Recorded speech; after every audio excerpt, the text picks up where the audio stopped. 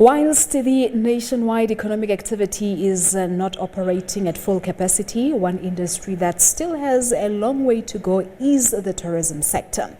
There are various factors affecting the industry, like the sale of alcohol and the 10 p.m. curfew. The concessions that the Minister of Tourism has been able to get from Cabinet have been welcomed by some, whilst others say more still needs to be done. Unathi Sonwabile Henama is a tourism lecturer at the Tshwane University of Technology, and he joins me now live on the line. Good afternoon to you. Thank you so much for joining us here on the SABC News channel. Always a pleasure. Now, the ban of alcohol sale is a difficult one, I would imagine, between government and the industry itself. But can the sector sort of thrive in the meantime?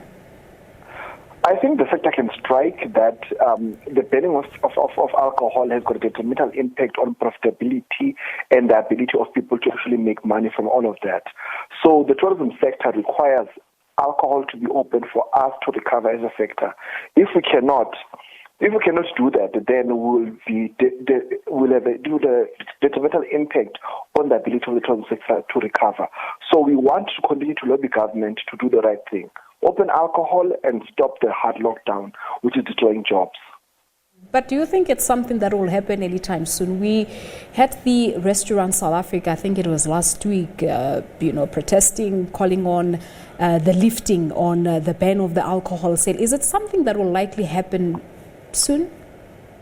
It will likely happen. I think within the next couple of 2 weeks, there will be a major announcement by government to indicate that alcohol sales are once again allowed, because the economy cannot continue to lose. SARS already indicated that the banning of alcohol and cigarettes has a detrimental impact on tax collection, and we need as much money as possible to fund the fight against COVID, and alcohol and cigarettes can provide that. We've also seen that interprovincial travel has been allowed once again. Do you think this will have some positive effects really on the tourism industry, more so whilst it happens under lockdown regulations? I believe we should allow people to move within the provinces, because I think we cannot create borders within a country. Imagine the second homes. If I've got a home in Hartbeespoort and I'm staying in Gauteng, Hartbeespoort is under the northwest, so I can't go to my second home. So we need to allow people to move amongst the provinces, as it takes longer for us to open for international flights to South Africa. So when do you think the right timing will be for international borders to be open? We are still lobbying government to ensure that this happens before September, so that people can start to make bookings for the busy festive season, which starts usually right about October, November, December, and early January. So we cannot lose the festive season, because if we lose the festive season, the tourism industry will never be able to recover again. We'll in the future never have a tourism industry if we do not open earlier by creating confidence and allowing international flights and border posts to be open, so that people can once again trade with South Africa. So you say that in your view that government must review policies that negatively impact on the tourism industry, such as visas, aviation excesses, and safety and security transportation. How so?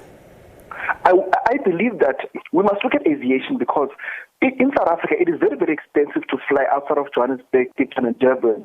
That is because the domestic aviation regulations indicate that a domestic airline must be 75% owned by South Africans. Now, this has actually prevented a lot of companies from coming to the aviation industry domestically and reducing prices. So, for example, just to fly to Skukuza, for example, you might find that you pay nearly 4,000 rands, and if you put an additional 3,000 rands, that's a return flight internationally. So South Africa is a country which is very, very far from major markets.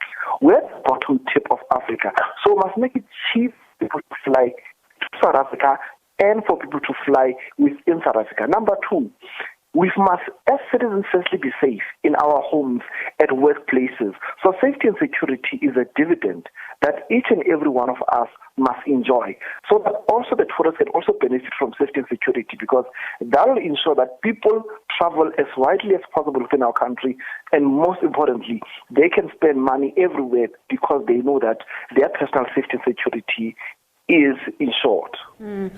Jobs were shed, revenue lost. How long do you think it will take for the tourism industry to sort of get back on its feet? The tourism industry can bounce back much quicker than any other industry, but it requires confidence. We must create confidence by giving a date and say, for argument's sake, say the 6th of September, international borders will open. Then tour operators will once again put South Africa on the buy list. Travelers who always wanted to come to our beautiful country will once again consider South Africa. But because we are not giving the right confidence within the sector, by not articulating when borders will be open, we are creating uncertainty and people will choose other destinations. Already many destinations on the African continent have once again opened their borders because they clearly understand tourism is about jobs. Tourism is the second biggest contributor of GDP within our country. We have allowed agriculture to operate. We have allowed mining to operate. But why do we treat tourism with such disdain when it's such a great success story since 1994? And the reality is that domestic tourism or leisure, on the other hand, sort of requires you to be able to can afford. And we know that with this COVID-19, the people lost jobs, some salaries were cut. So one could also argue and say, as much as you say that it's one of those industries that can recover quicker than others, but the reality is people do not have money as it is now. Salaries were cut, jobs were lost. So what would you say to that argument? I agree fundamentally with you. South Africa, for the past 2 years, in the domestic tourism results were coming out, we have been experiencing a decline in the number of domestic tourism because domestic tourism is linked to the economic health of a country. We have become much more dependent on tourists from Africa. We have become much more dependent on tourists coming from international destinations to sustain our tourism value chain. So without those regional tourists, without those international tourists, we cannot therefore save our tourism industry. We are dependent on them to sustain us. All right, that's where we'll leave it. Thank you so much for coming through, Unathi. Unathi Sonwabile Henama is a tourism lecturer at the Tshwane University of Technology, talking to us about a COVID-19 impact on the tourism sector. A quick break, still much more to come. Do stay with us.